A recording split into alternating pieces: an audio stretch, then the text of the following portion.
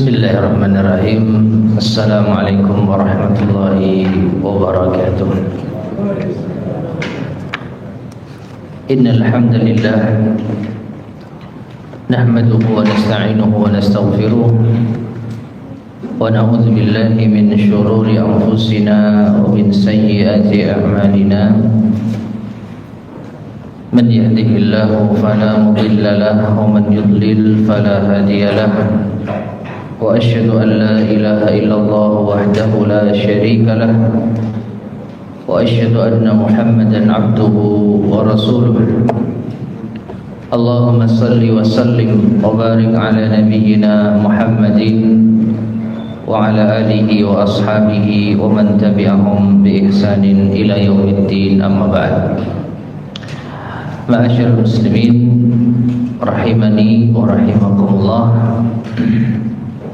Alhamdulillah, pada malam hari ini kita bisa melanjutkan kembali kajian kita membahas kitab Mukhtasar Jami' al-Ulum wal Hikam lil Imam Ibn Rajab al-Hambali yang diringkas oleh Syekh Muhammad bin Sulaiman bin Abdullah al-Muhanna hafizahullah ta'ala. Sekarang kita masuk pada hadis yang ke-12. Hadis yang ke-12. Al-hadits ats-tsani 'asyar an Abi Hurairah radhiyallahu anhu 'anil Nabi sallallahu alaihi wasallam qala. Dari Abu Hurairah radhiyallahu anhu, dari Nabi sallallahu alaihi wasallam, beliau bersabda, min husni islamil mar'i tarkuhu ma la ya'ni. Di antara tanda kebaikan Islam seseorang adalah meninggalkan apa yang tidak bermanfaat baginya. Hadisun hasanun rawahu Tirmidzi wa ghairuhu. Hadisnya hasan, diriwayatkan oleh Imam At-Tirmidzi dan selainnya. Ini menurut penilaian Imam An-Nawawi rahimahullahu taala. Ma'asyiral muslimin rahimani wa rahimakumullah. Sebelum kita masuk pada penjelasan Imam Ibn Rajab rahimahullah, maka hadis ini hadis yang sangat agung yang menjadi salah satu landasan di dalam akhlak yang mulia, yaitu meninggalkan hal yang tidak bermanfaat baginya. Meninggalkan hal yang tidak bermanfaat bagi seseorang, itu adalah tanda kebaikan keislaman seseorang. Menunjukkan bahwa meninggalkan atau tidak meninggalkan hal yang tidak bermanfaat itu tanda kurang baiknya Islam seseorang. Dan ini harus kita sadari dan kita akui, sebaik mana keislaman kita atau sejauh mana baiknya Islam kita, sejauh mana pula kita meninggalkan hal yang tidak bermanfaat bagi kita. Semakin banyak hal yang tidak bermanfaat yang kita lakukan, maka semakin jauh kita dari kebaikan Islam yang ada di diri kita. Kemudian di sini Imam Ibn Rajab atau al-mu'allif yang meringkas yaitu Mukhtasar atau Jami'ul Ulum wal Hikam bil Ibn Rajab membawakan penjelasan tentang hadis ini seputar ilmu hadis. Ya, kita bacakan namun mungkin tidak kita panjangkan karena nanti setelah itu baru dijelaskan tentang makna yang terkandung di dalamnya. Baik, beliau mengatakan di sini, hadzal hadisu kharrajahu Tirmidzi wa Ibnu Majah min riwayati Al-Auza'i.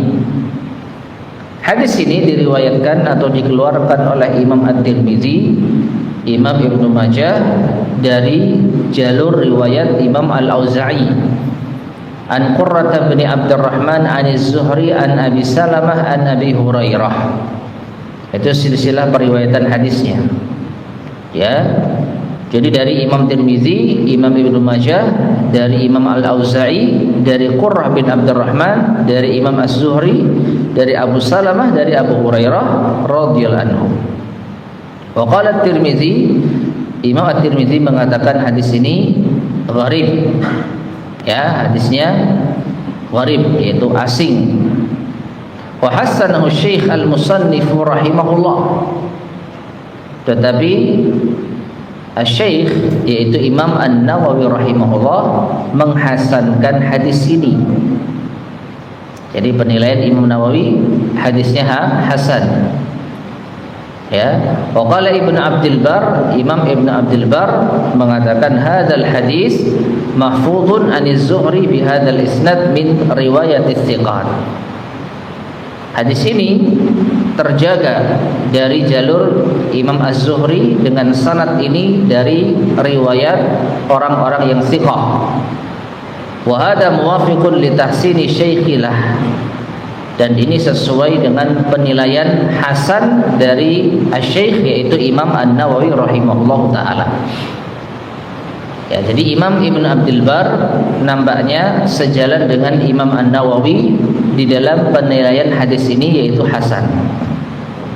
Wa amma aktsarul a'immati, adapun kebanyakan para imam, faqalu, mereka mengatakan laisa huwa bimahfuzin bihadzal isnad. Hadisnya tidak terjaga dengan sanad ini, yaitu sanad yang tadi disebutkan di awal, yaitu dari Al-Auza'i, Qurrah bin Abdurrahman, dari Zuhri, dari Abu Salamah, dari Abu Hurairah. Wa innama huwa mahfudun aniz Zuhri an Ali ibni Husain anin Nabi sallallahu alaihi wasallam mursalan. Hadis yang terjaga yaitu hadis dari Zuhri, dari Ali bin Husain, dari Nabi sallallahu alaihi wasallam secara mursal. Mursal itu hadis yang tidak disebutkan di dalam riwayat tersebut sahabat, atau tidak disebutkan sahabat yang meriwayatkannya. Sebagaimana kata Imam Al-Baiquni rahimahullah, fa mursalun minhu sahabiyyu saqat. Dan hadis mursal adalah hadis yang periwayat dari kalangan sahabat itu tidak disebutkan siapa yang meriwayatkan. Jadi dari Ali bin Husain langsung dari Nabi sallallahu alaihi wasallam. Harusnya ada sahabat yang meriwayatkan, tapi riwayatnya mursal. Kalau riwayat yang tadi, yang pertama tadi itu nyambung, ya, dari Zuhri, dari Abu Salamah, dari Abu Hurairah, dari Nabi sallallahu alaihi wasallam. Menurut Imam Nawawi hadisnya hasan, demikian pula Imam Ibnu Abdul Bar. Tapi menurut kebanyakan para imam hadis, hadis dengan sanad tadi itu tidak terjaga. Ya, yang terjaga itu dari Zuhri, dari Ali bin Husain, langsung dari Nabi SAW. Tidak ada sahabat yang disebutkan. Wa mimman qala, dan di antara yang berkata innahu la yasihhu illa an Ali bin Husain mursalan. Hadis ini tidak sah kecuali dari jalur Ali bin Husain secara mursal. Ya, yang mengatakan semacam ini seperti Al-Imam Ahmad, wa Yahya ibnu Ma'in, wal Bukhari, wad Daruqutni. Ya, jadi Imam Ahmad, Yahya bin Ma'in, Al-Bukhari, dan Ad-Daruqutni itu mereka berpendapat hadisnya mursal. Ya, mursal. Dan hadis mursal itu secara asal termasuk di antara hadis yang dhaif, karena tidak disebutkan sahabat yang meriwayatkannya. Ya, tidak disebutkan sahabat yang meriwayatkannya. Meskipun ada sedikit pembahasan, kalau mursal dari sahabat sendiri gimana? Misalkan dari sahabat, kemudian dari seorang sahabat, lalu dari Nabi SAW. Misalkan dari Abu Hurairah, tapi Abu Hurairah tidak mendengar hadis ini secara langsung dari Nabi. Ada sahabat yang lain yang tidak disebutkan namanya, dan ini disebut mursal sahabi. Ya, kalau mursal sahabi maka hadisnya dianggap sahih, karena meskipun dari Abu Hurairah dipastikan dia mendengar dari seorang sahabat dan sahabat hukum asalnya adil atau recommended, ya. Tapi kalau dari tabi'in, nah ini dari tabi'in langsung kepada Nabi SAW tidak disebutkan, yaitu sahabat yang meriwayatkan, maka bisa jadi dari tabi'in ke tabi'in yang lain, dan bisa jadi yaitu perawinya apa? Dhaif. Wassahih, kesimpulannya menurut Imam Ibn Rajab, yang sahih hadis ini itu statusnya adalah mursal. Dan secara asal mursal termasuk di antara hadis dhaif. Namun wallahu a'lam bishawab, sekali lagi ada sebagian ulama yang menhasankan, minimalnya Imam Nawawi sendiri. Ya, di awal keterangan hadis disebutkan hadisun hasanun rawahu Tirmidzi wa ghairuh. Benar, hadis ini diriwayatkan oleh Imam At-Tirmidzi dan selainnya di antara Imam Ibnu Majah. Tapi penilaian hasan ini penilaian Imam An-Nawawi sendiri. Demikian pula diisyaratkan termasuk juga penilaian Imam Ibnu Abdil Bar. Adapun kebanyakan para imam seperti yang tadi kita sebutkan, Imam Ahmad, Imam Yahya bin Ma'in, Imam Al-Bukhari, Imam Ad-Daruqutni, mereka menilai hadis ini mursal. Ya, hadisnya termasuk di antara hadis yang dhaif. Wallahu a'lam bishawab. Namun para ulama terlepas dari yaitu perselisihan mereka apakah hadis dhaif bisa dijadikan sebagai hujjah, terlepas dari itu semua, wallahu a'lam bishawab, hadis ini meskipun secara sanad ada yang mendhaifkan, maka kalau kita lihat kandungan maknanya itu sahih. Kandungan maknanya sahih. Ya, di antara tanda kebaikan Islam seseorang meninggalkan hal yang tidak bermanfaat. Maka ini hal yang benar. Ya, semakin kita meninggalkan hal yang tidak bermanfaat, maka semakin baik keislaman kita. Itu hal yang benar. Maka terlepas dari status hadisnya, ada yang mendhaifkan, melemahkan, namun bukan hal yang asing dan aneh kalau sebagian para ulama, ya, terkadang mereka menyatakan bahwa hadis ini meskipun dhaif tetapi maknanya sahih. Ya, maknanya sahih ditinjau dari dalil-dalil yang lain yang menunjukkan bahwa sebisa mungkin kita meninggalkan hal-hal yang tidak bermanfaat. Ya, dan cukup banyak hadis-hadis ataupun ayat Al-Qur'an yang menerangkan akan hal tersebut. Ya, di antara hadis Nabi SAW, ihris ala ma yanfa'uka wasta'in billah wa la ta'jiz. Bersemangatlah untuk meraih hal yang bermanfaat bagimu dan mintalah pertolongan kepada Allah, jangan engkau merasa lemah, jangan loyo. Ya, maka hadis ini sahih, menunjukkan perintah untuk mengerjakan hal yang bermanfaat. Maka dipahami berarti sebisa mungkin tinggalkan hal yang tidak bermanfaat. Tinggalkan hal yang tidak bermanfaat. Atau hadis sebelumnya, da' ma yaribuka ila ma la yaribuk. Tinggalkan hal yang meragukanmu kepada hal yang tidak meragukanmu. Ya, di antara hal yang meragukan adalah hal-hal yang tidak bermanfaat. Ya, hal yang tidak bermanfaat itu kebanyakan apa? Meragukan. Dilakukan enggak ya? Dilakukan enggak ya?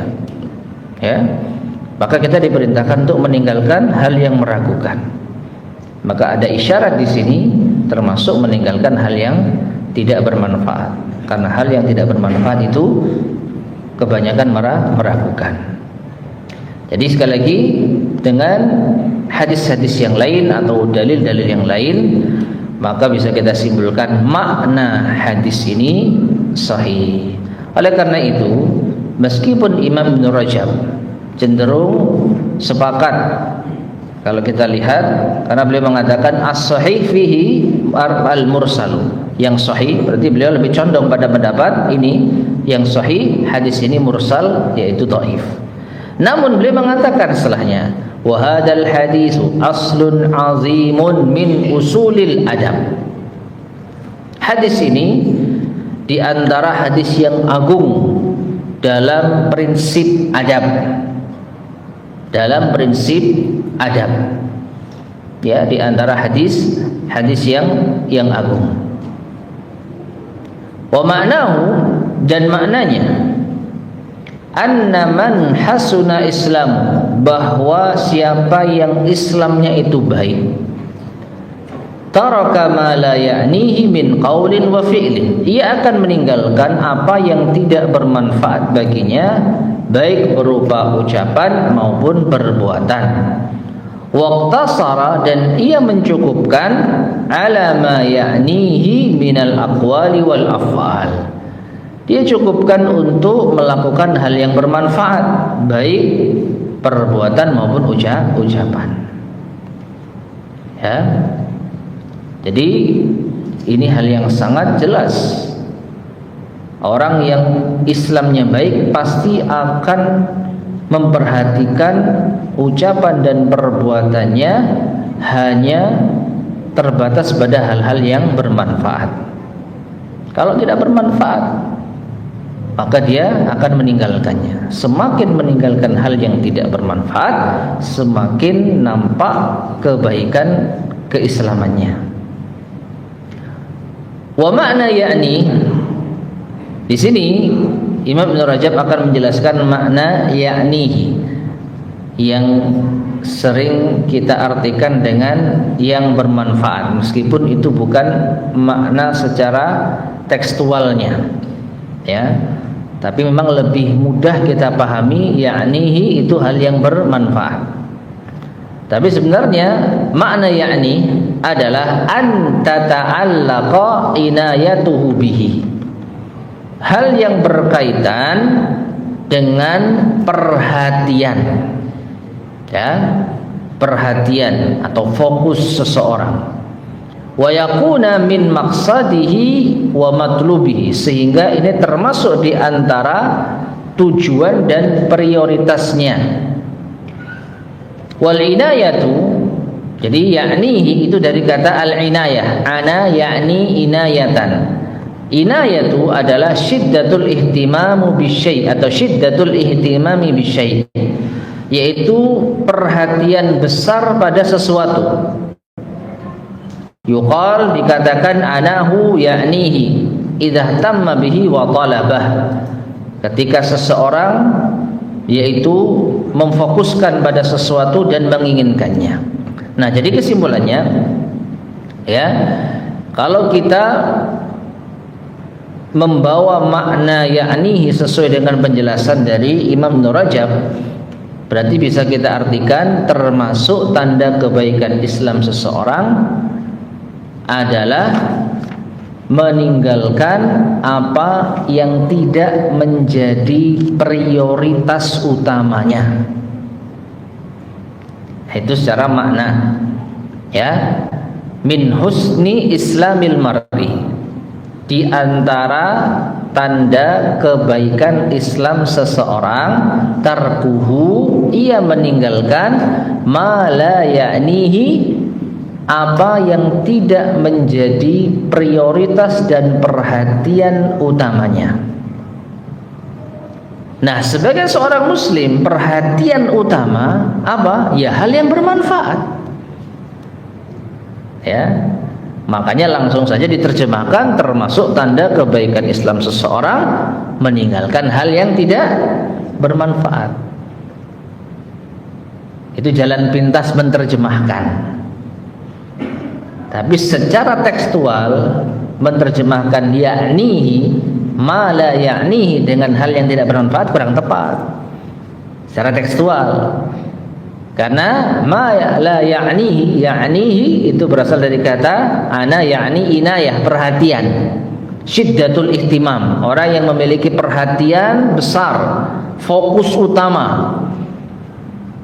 Sehingga secara tekstual makna hadis ini termasuk tanda keislaman, tanda kebaikan Islam seorang meninggalkan hal yang tidak menjadi fokus utamanya.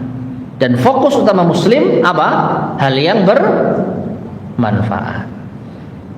Nah, itu asal usul dari penterjemahan yang biasa kita dengar. Ya. Jadi itu asal usulnya.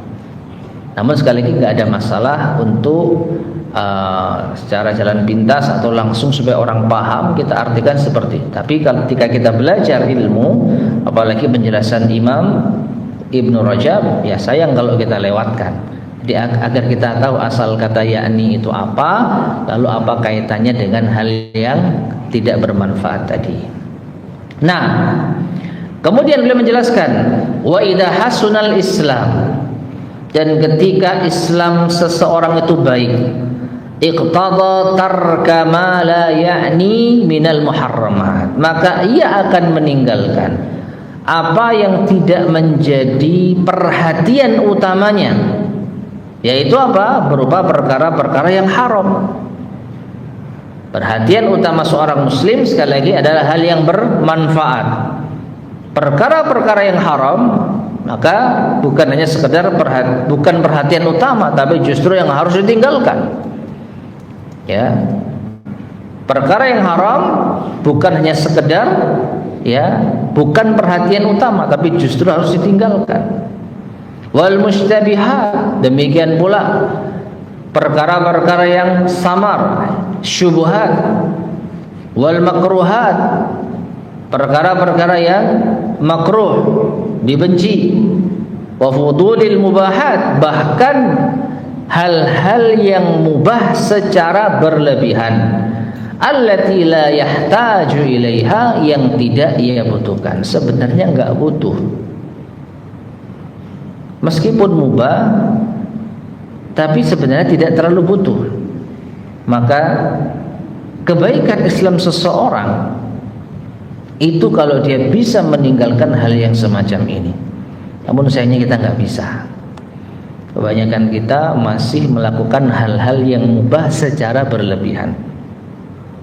Ya, kita akui. Berarti ya menunjukkan keislaman kita ya tidak sebaik yang ada dalam hadis ini. Ya, namun tentu bukan berarti ya kita menyerah dalam artian ya kita seperti ini, ya sudah, setidaknya kita ada usaha untuk memperbaiki. Dan kita sadar terlalu berlebihan dalam hal yang mubah ini sebenarnya berbahaya. Karena apa? Lambat laun akan menyeret setidaknya pada perkara yang samar, perkara yang syubhat. Dan perkara yang syubhat, yang samar kalau kita lakukan terus, maka akan menyeret kepada yang haram. Seperti yang pernah kita pelajari dari hadis Nabi SAW, innal halala bayyinun wal harama bayyinun wa bainahuma umurun mushtabihat. Yang halal jelas, yang haram jelas, dan di antara keduanya ada perkara yang samar. Dalam lanjutan hadisnya, faman waqa'a fi syubhat waqa'a fil haram. Siapa yang jatuh pada perkara yang syubhat, maka ia akan jatuh pada perkara yang haram. Ya. Nah, perkara yang mubah kalau terlalu berlebihan, maka lama-lama akan menjadi samar. Dan hal-hal yang samar, maka ini akan menyeret kepada yang haram. Ya. Nah, jadi fokus seorang muslim, perhatian utama seorang muslim itu meninggalkan yang haram, meninggalkan yang syubhat, meninggalkan yang makruh, meninggalkan hal yang mubah secara berlebihan, terlebih hal yang tidak ia butuhkan. Fa inna hadza kullahu la ya'nil muslima, maka ini semua bukanlah menjadi perhatian utama seorang muslim. Idza kamula islamuhu, apabila sempurna keislamannya, wa balagha ila darajatil ihsan, dan ia bisa sampai pada derajat ihsan, ya, derajat tertinggi di dalam Islam. Anta budallaha ka'annaka tarah fa in lam yakun tarahu fa innahu yarak. Engkau beribadah kepada Allah seakan-akan engkau melihat Allah. Jika engkau tidak bisa merasa melihat Allah, maka engkau meyakini Allah melihatmu. Ya. Kemudian Imam Ibn Rajab mencoba untuk membawa hal yang tidak bermanfaat ini secara spesifik. Beliau mengatakan, wa aktsaru ma yuradu bi tarki ma la ya'ni, dan kebanyakan yang dimaksud dengan meninggalkan hal yang tidak bermanfaat, yang tidak menjadi prioritas seorang muslim, adalah hifdzul lisan min laghwil kalam, menjaga lisan dari ucapan yang sia-sia. Ma'asyarul muslimin rahimani wa rahimakumullah. Sebenarnya hadis ini umum. Hadis ini umum. Karena Nabi SAW mengatakan tarkuhu ma la ya'ni. Di antara tanda kebaikan Islam seseorang, meninggalkan ma apa-apa la ya'ni, yang tidak bermanfaat baginya.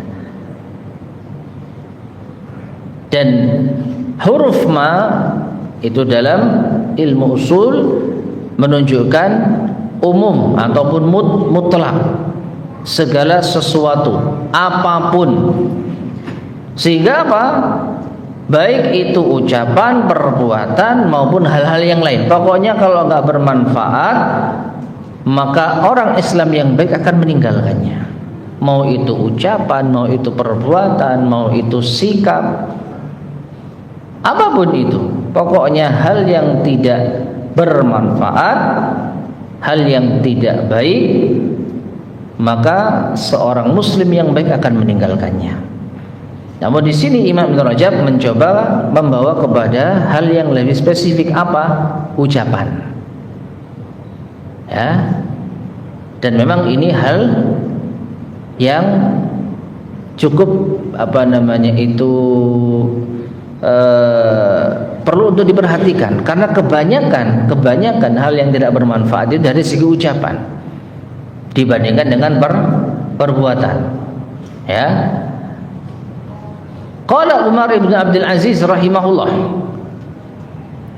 Umar bin Abdul Aziz rahimahullah mengatakan, man adda kalamahu min amalihi qalla kalamuhu illa fima ya'nihi. Barang siapa yang menganggap ucapan termasuk amalannya, maka ia akan sedikit bicara, kecuali pada hal yang bermanfaat. Kata Imam Ibn Rajab, wa huwa kama qala, dan benarlah apa yang dikatakan oleh Umar bin Abdul Aziz. Ya, siapa yang menganggap ucapan itu bagian dari amalannya, maka dia akan sedikit bicara. Dari mana ini bisa kita pahami, ma'asyarul muslimin rahimani wa rahimakumullah? Orang banyak bicara, apalagi hal yang tidak bermanfaat, itu menunjukkan dia merasa ucapan ini bukan amalan, hanya ucapan. Padahal ucapan ini juga akan dihisab sebagaimana amalan. Ma yalfidu min qawlin illa ladaihi raqibun atid. Tidaklah seorang melafadzkan ucapan melainkan di sisinya ada raqib atid, malaikat yang menyertai dan mencatat. Ya. Kalau amal perbuatan, kebanyakan kita mungkin merasa ini akan dihisab, ini akan dicatat. Makanya amalan itu lebih fokus kita melakukan enggak ya, kita amalkan enggak ya. Kalau diamalkan apa keutamaannya, kalau enggak apa kerugiannya, kalau saya kerjakan apa konsekuensinya. Ini perhitungan kita. Tapi ucapan kebanyakan enggak berhitungan, pokok ngomong aja. Ya, kalau salah, keliru, dipikir belakang. Ya, Beda dengan apa? Tindakan, perbuatan. Kebanyakan kita lebih perhitungan. Meskipun tidak kita pungkiri banyak yang juga tidak perhitungan. Tapi secara umum orang lebih perhitungan. Sebelum melangkah, sebelum bersikap, sebelum mengambil keputusan, dia timbang terlebih dahulu. Kalau perbuatan, amalan. Tapi ucapan kebanyakan nggak pakai pertimbangan. Apa yang ada di pikirannya asal ucap, asal ngomong, asal nyeplos, asal komen. Nah, kalau orang itu menganggap bahwa ucapan termasuk bagian dari amal perbuatan, dia akan sedikit berkata, berucap.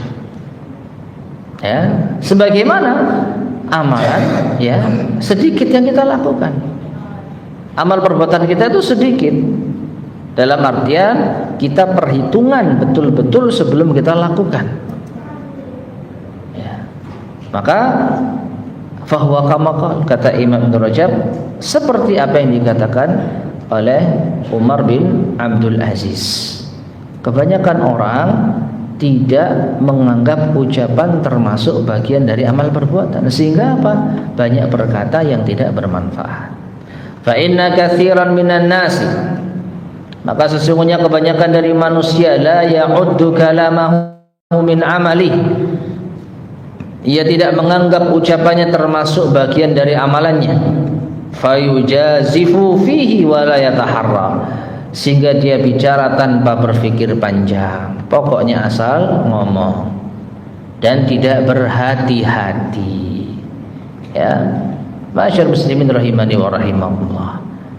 Kalau kita lihat, kebanyakan manusia itu kebanyakan kepleset dari segi lisan. Banyak ucapan yang salah statement, terburu-buru di dalam berstatement, ya, asal ngomong, asal bunyi, jauh lebih banyak daripada salah berbuat, salah melakukan tindakan, ya, salah mengambil sikap. Banyak terjadi, ada, tetapi jika dibandingkan dengan salah ucap, jauh lebih banyak salah ucap. Karena apa? Sekali lagi, salah ucap, orang tidak menganggap ucapan ini bagian dari amal, ya. Apalagi disebutkan bahwa lisan, ya, itu yud'ib wala yat'ab. Lisan itu membuat lelah, namun ia sendiri tidak lelah. Ya, membuat lelah artinya dengan ucapan orang bisa sumpah, bisa mendapatkan konsekuensi, bisa masuk penjara, bisa berurusan dengan pihak-pihak tertentu. Padahal lisan itu sendiri kalau ngomong nggak capek. Ya, orang yang doyan bicara ngomong 1 jam 2 jam nggak capek dia, kasih air minum, kopi, selesai. Ya. Dan buktinya apa? Ini bukan berarti kita mengajak kaum muslimin untuk melihat fenomena ada. Buktinya ya mau nggak mau lewat di beranda kita acara-acara podcast. Apa podcast itu? Ya ngobrol, sembarang kali diobrolkan, hal penting, hal nggak penting, hal sensitif, hal yang nggak perlu, semua dibicarakan. Nggak capek mereka. Tapi coba suruh jalan kaki misalkan, suruh ke masjid, ya capek, suruh beramal soleh, capek, ya. Jadi lisan itu membuat capek, tapi lisan sendiri nggak capek. Membuat capek dalam artian ada konsekuensi yang harus diterima. Kalau dia salah ucap, dia berurusan dengan pihak tertentu yang tersinggung, ya. Nah, kalau orang menganggap lisan ini termasuk bagian dari amal, yang mana kalau amal, perbuatan, sikap itu harus hati-hati, pelan-pelan, berpikir dulu, ya. Ambil nggak nih, kerjakan nggak? Sebentar, tak pikir dulu. Mikir, jalan nggak kita? Sebentar, ya. Kapan kita kemana? Lihat agenda. Intinya masih banyak pertimbangan. Tapi kalau ngomong, Ya, tanpa ada pertimbangan, tanpa ada materi yang dipersiapkan, apalagi yang tadi kita sampaikan tadi, ngobrol pokoknya ketemu sembarang kali diobrolkan, los gitu ya, nggak capek. Dari situlah muncul kebanyakan hal-hal yang tidak bermanfaat dari ucapan. Maka benar kata Imam Umar bin Abdul Aziz rahimahullah, kalau orang melihat menganggap ucapan termasuk bagian dari amal, dia akan sedikit bicara. Ya. Wa qad nafallahu al-khair an katsirin mimma yatanaja bihi an-nasu fima bainahum. Dan sungguh Allah telah menafikan kebaikan.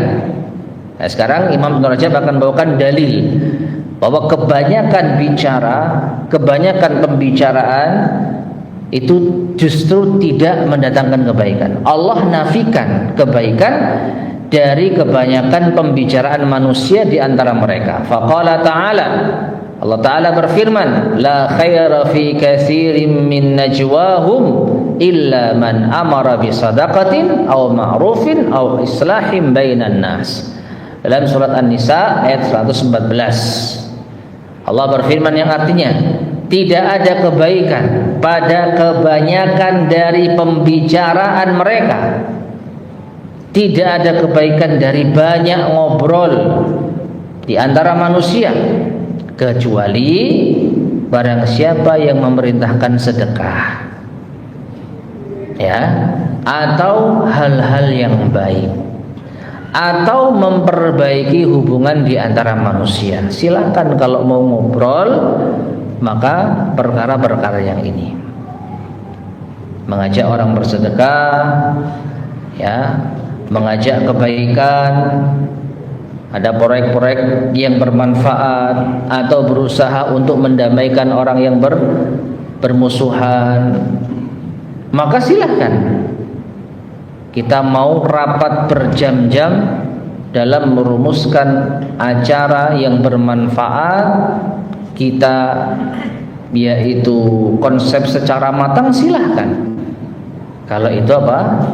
Hal yang ma'ruf, hal yang baik.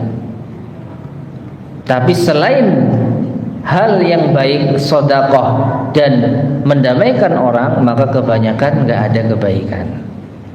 Ya, kebanyakan tidak ada kebaikan. Dan ini yang kita saksikan. Kebanyakan orang bicara apa yang mau ia bicarakan, apa yang ingin dibicarakan, ya, tanpa ada kontrol sama sekali. Karena apa? Nggak capek ngomong itu, tidak lelah. Tapi hasil dari omongan itulah yang akan membuat lelah. Ya. Qala Umar ibnu Qais al-Mulai, Umar bin Abdul Qais al-Mulai berkata, marra rajulun bil Luqman wan nasu indah. Ada seseorang yang melewati Luqman. Allah alam, saya kurang tahu di sini Luqman siapa ya. Namun yang nampak dari kisah ini, insyaallah beliau orang soleh ya. Ada seseorang yang melewati Luqman wan nasu indah, dan orang-orang ada di sisinya. Faqal, lalu ada yang berkata, alasta abda bani fulan, bukankah engkau itu adalah berasal dari bani fulan? Qala, Luqman berkata, bala, betul. Qala, lalu ada yang bertanya lagi, alladzi kunta tar'a inda jabali kada wa kada, bukankah engkau ini yang suka menggembalakan hewan di gunung ini dan gunung itu? Qala, Luqman berkata, bala, betul. Qala, maka orang ini bertanya lagi, fama balagha bika ma ara, lalu apa yang bisa membuatmu sampai pada tingkat kesolehan yang aku lihat ini? Jadi wallahu a'lam bishawab, yang saya pahami, Luqman itu berasal dari suatu kabilah yang biasa menggembalakan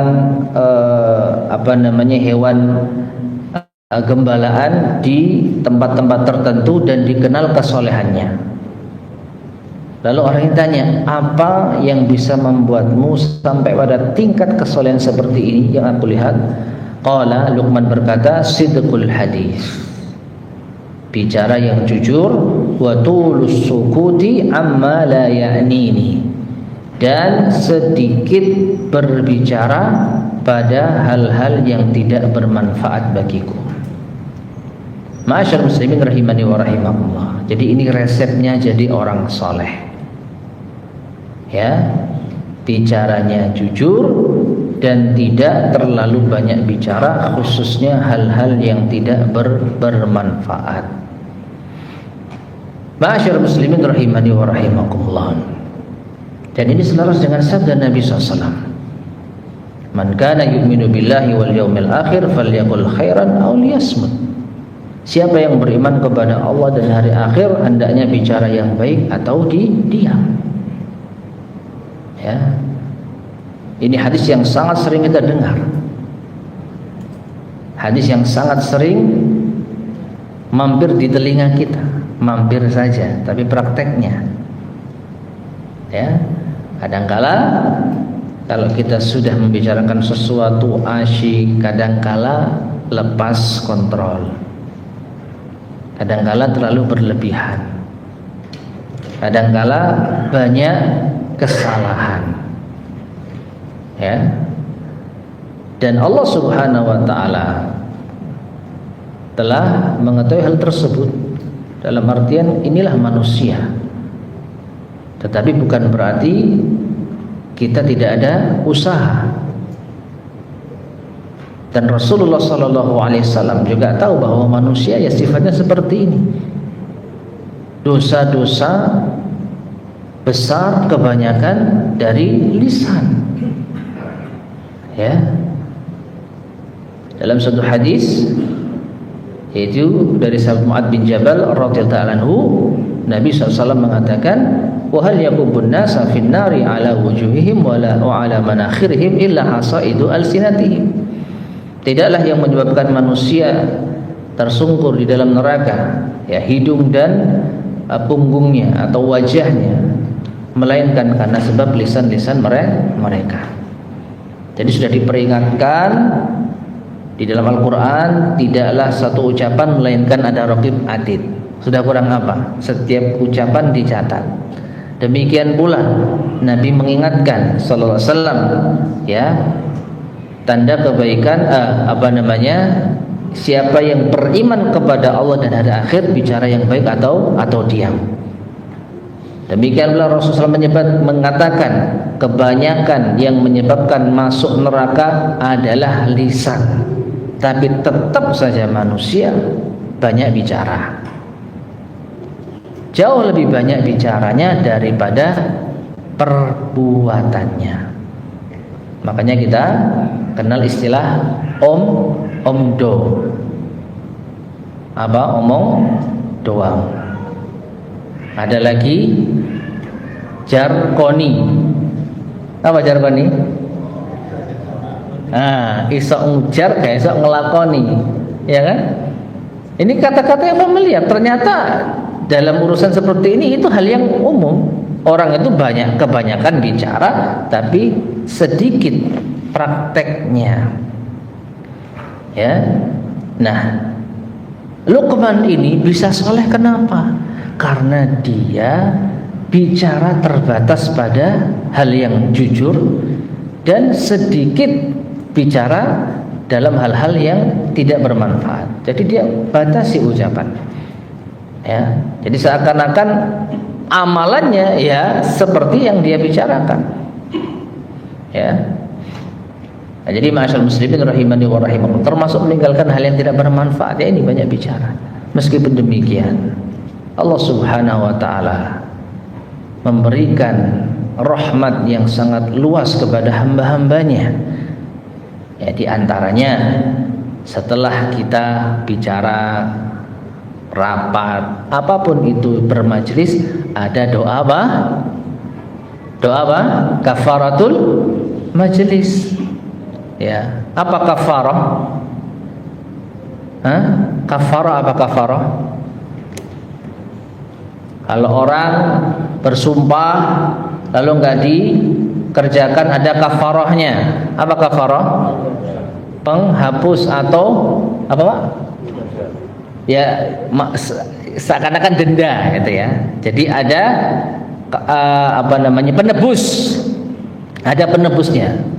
Orang kalau sumpah kemudian sumpahnya dilanggar harus menebus dengan hal-hal yang telah ditentukan. Nah, kita dalam bermajelis ada salah kata, ada salah ucap, ada kekeliruan omongan, maka baca doa kafaratul majelis. Kesalahan-kesalahan kita di dalam berucap di majelis, ya semoga bisa ditebus dengan doa ini. Ya, nah itu. Jadi Allah Subhanahu wa taala ya tahu bahwa hamba-hambanya ya seperti ini. Maka ada doa kafaratul majelis, di antaranya ya untuk meminimalisir kesalahan-kesalahan ucap kita. Taib, kemudian dakhalu ala ba'dhi sahabah fi maradhi. Ada seorang sahabat yang sedang sakit, lalu kawan-kawannya, tidak disebutkan siapa di sini ya. Kawan-kawannya itu mendatangi. Wa wajhu yatahallal, dan wajah sahabat ini dalam keadaan bercahaya, maksudnya terlihat cerah. Fasa'aluhu sababa tahalluli wajhi, lalu orang-orang yang menjenguk bertanya, kok bisa wajahnya bercahaya? Faqal, maka sahabat ini mengatakan, ma min amalin awthaqa indi min khaslatain. Tidaklah ada amalan yang lebih aku pegang kuat dari dua perangai atau dua sikap. Kuntu la atakallamu fima la ya'nini wa kana qalbi saliman lil muslimin. Aku tidak berbicara kecuali pada hal yang bermanfaat bagiku, dan hatiku selamat terhadap kaum muslimin. Maknanya dia tidak memiliki kedengkian, enggak punya penyakit hati, lisannya terjaga. Inilah yang menjadikan sahabat tersebut meskipun sakit wajahnya terlihat cerah dan bercahaya. Ma'asyiral muslimin rahimani wa rahimakumullah. Ya. Jadi kalau kita perhatikan dua hal yang disebutkan ini termasuk di antara pondasi dari akhlak yang mulia. Ya. Bahkan Syekh Abdul Razak Hafizahullah Ta'ala menyebutkan ada 4 hadis yang menjadi arkan akhlak al-karimah, rukun akhlak yang mulia. 2 ya sudah disinggung di sini, yaitu meninggalkan hal yang tidak bermanfaat, kemudian tidak memiliki kedengkian terhadap saudara muslim, ya, kemudian bicara yang baik atau diam, kemudian la taghdab, tidak marah, ya. Seingat saya itu. Jadi 4 hal rukun akhlak yang mulia, ya, adalah berbicara yang baik atau diam, kemudian yang kedua meninggalkan hal yang tidak bermanfaat, kemudian yang ketiga tidak marah, dan yang keempat tidak memiliki penyakit hati terhadap sesama kaum muslimin. Hatinya apa? Selamat dari kedengkian, hasad, dan yang semisalnya. Wallahu ta'ala a'lam bishawab. Sudah masuk isya. Nah, adzan terlebih dahulu.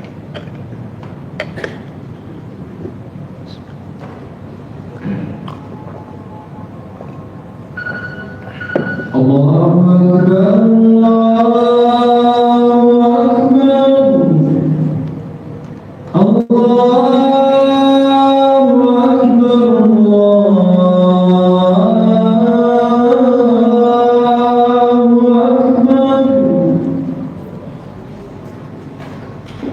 Asyhadu an la ilaha illallah.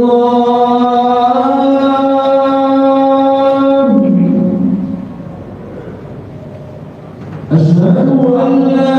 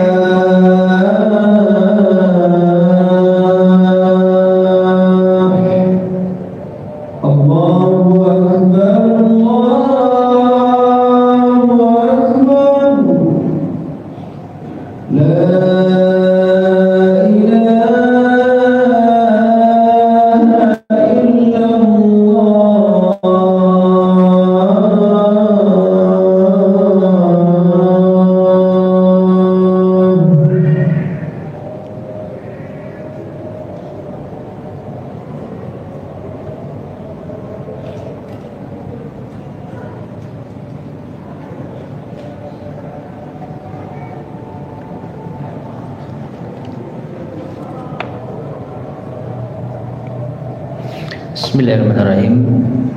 Ma'asyar muslimin rahimani wa rahimakumullah. Jadi hadis ini sekali lagi termasuk di antara salah satu rukun dari akhlak mulia yang tadi sempat kita singgung sebagaimana yang disebutkan oleh Syekh Abdul Razak hafizahullah, yaitu hadis min husni islamil mar'i tarkuhu ma la ya'ni. Termasuk tanda kebaikan Islam seseorang meninggalkan hal yang tidak bermanfaat. Dan dalam penjelasan Syekh Abdul Razak ini rukun yang kedua, ya. Rukun yang pertama yaitu bicara yang baik atau diam. Hadisnya man kana yu'minu billahi wal yaumil akhir falyaqul khairan aw liyasmut. Itu rukun yang pertama. Bicara yang baik atau diam. Ya, rukun yang kedua meninggalkan hal yang tidak bermanfaat, hadisnya ini. Rukun yang ketiga, jangan marah. Hadisnya la taghdab. Ya, rukun yang ketiga jangan marah. Hadisnya la taghdab. Dan rukun yang keempat yaitu salamatus sadr. Hati kita bersih terhadap saudara kita muslim yang lain. Hadisnya akan kita bahas pada pertemuan selanjutnya, yaitu hadis yang ke-13, la yu'minu ahadukum hatta yuhibba li akhihi ma yuhibbu li nafsihi. Tidak beriman salah seorang di antara kalian hingga ia mencintai untuk saudaranya apa yang ia cintai untuk dirinya. Jadi apa yang disukai saudaranya dia suka, apa yang dibenci saudaranya dia benci. Ini menunjukkan hati yang apa? Bersih, tidak ada hasad, iri dan dengki. Dan itu adalah rukun akhlak mulia yang keempat. Dan insyaallah akan kita lanjutkan pada kesempatan berikutnya biidznillah subhanahu wa ta'ala. Wallahu ta'ala alam bisawab. Mungkin ini yang bisa kita sampaikan pada kesempatan di malam hari ini. Kurang lebihnya saya mohon maaf. Sebelum kita akhiri, barangkali ada yang disampaikan, tafadhol silakan.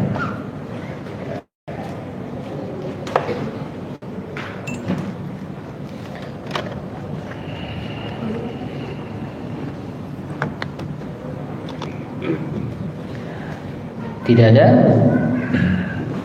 Baik, jika demikian kita cukupkan. Mudah-mudahan bermanfaat. Kurang lebihnya saya maaf, kita akhiri.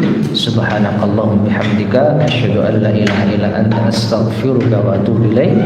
Wa sallallahu ala nabiyina Muhammad wa ala alihi washabihi ajmain wa akhiru da'wana alhamdulillahirabbil alamin.